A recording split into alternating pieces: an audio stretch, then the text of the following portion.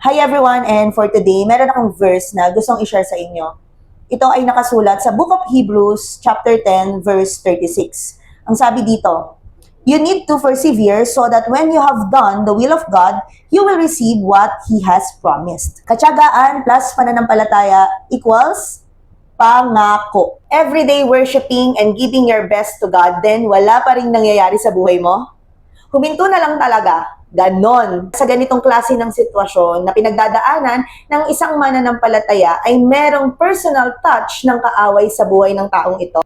Dahil ang nais ni Satan ay isipin mo ng isipin na yung mga pinapanalangin mo ay hindi naririnig ng Panginoon at ang lahat ng iyong ginagawa ay wala namang nakakapagpabago ng sitwasyon. Gusto ni Satan na paniwalain mo na balewala lahat ng effort na pinuputin mo at ang lahat ng mga sacrifices mo serving Him. Lahat ng yan ay pawang kasinungalingan lamang. Wala pong expiration date ang pangako ng Panginoon. In His perfect time, magaganap lahat ng kanyang ipinangako. Mag-focus lang tayo sa ating mga takbuhin at huwag tayong dali-daling nadidistract mga trials na ating pinagdadaanan. All of the trials is one of the best way how to strengthen lahat ng aspeto na kailangan natin sa takbuhin na ito. Kaya mga kapatid, takbo! Huwag kang hihinto. May finish line ang lahat ng ito.